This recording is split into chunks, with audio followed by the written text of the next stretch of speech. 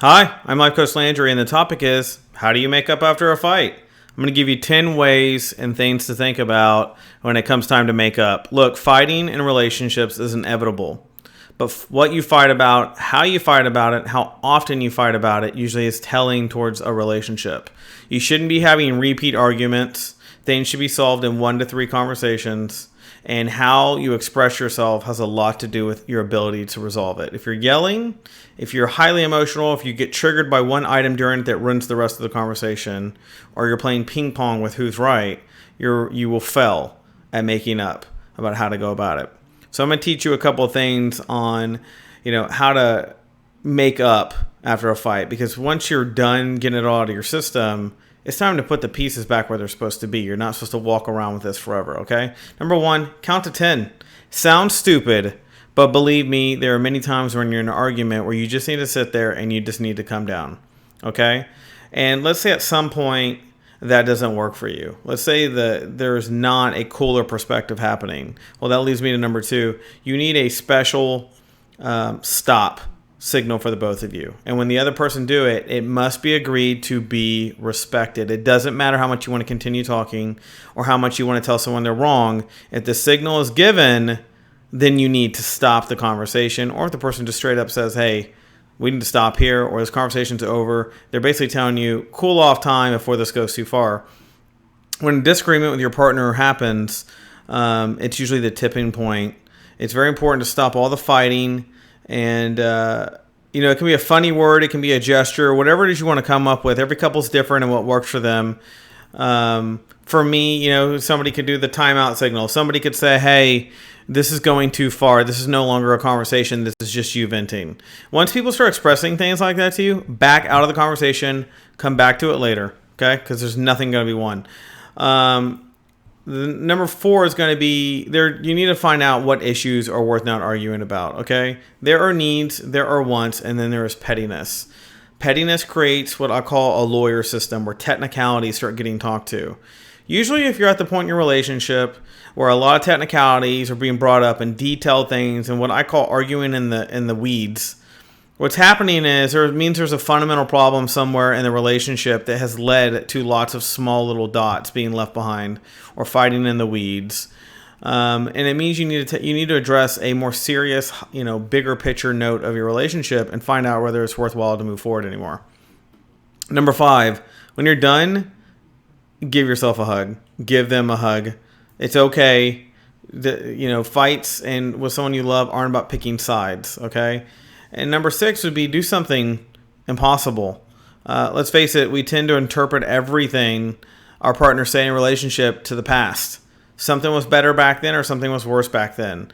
Often with negative connotations when you bring up some pattern that happened in the relationship long ago. If he doesn't do the dishes, it's because he never helped you in the kitchen. Now, is that really true? Did he never help you in a kitchen? Or when you think about that, that's how you feel that one incident or 3 incidents. But over the course of 2 years, you've been helped plenty in the kitchen. If he gets a special occasion, if you forget a special occasion, if a woman forgets a special occasion, it's because he never really cared about you. It's because she never really cared about the relationship. Do this impossible thing. Try to understand that he or she turns things around. It will change everything. Stop focusing so much on gigantic narratives of you've never done this, you don't care about me. When you say things to people who have been with you, especially if they've been with you over a year, then you're telling them that that year really meant nothing to you when you talk in generalizations. Okay, stick to topics. 1 to 2 max. Don't overload your conversation with lots of issues. Once that happens, you'll no longer be able to finish. Okay. Number 7, and this will go against what a lot of people say. Science says the opposite. It's okay to go to bed angry, especially if that anger would just make the conversation worse between the two of you. Despite what many may think, experts have studied this countless times and come up with it's worse to continue fighting when you're angry. It's better to walk away from the situation. Okay? Look up the study. Number 8, and this is one of my favorite things, bring a sense of humor to the conversation. If it's getting so serious to the point where you two are talking back and forth and things are just getting nasty, it's okay to throw levity in there.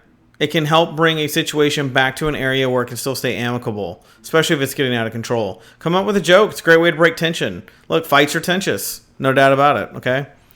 Number 9, I would say know your position. It always takes 2 people and 2 positions to have a fight. So while you're taking deep breaths, you're counting to 10. Think about exactly what makes you feel angry and causes discomfort, and don't be scared. And this is probably one of the biggest things I've seen in relationships I've been in my past and people that I've worked with.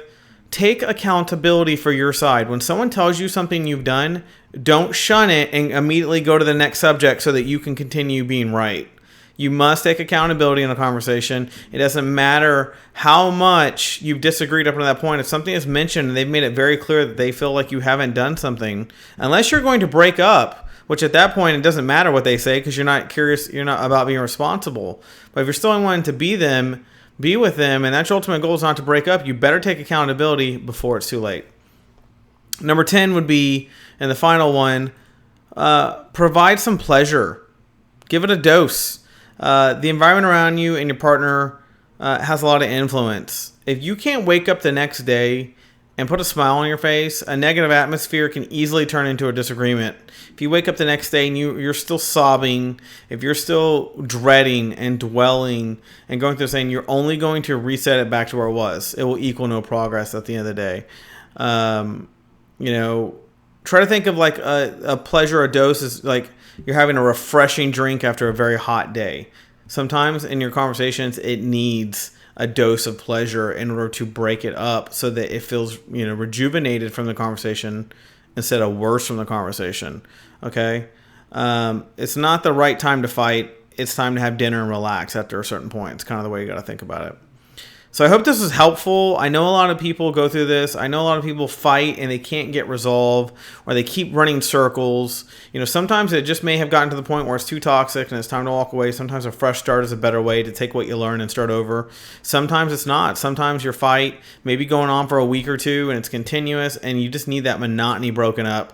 But take these 10 things, apply them, and they will bring that tension and that ongoing ping pong match and that lawyer system of all these technicalities and petty stuff. And it will help you focus on the things that matter, and will help you walk away sometimes before you go too far with something that will engulf what you're going through. Okay?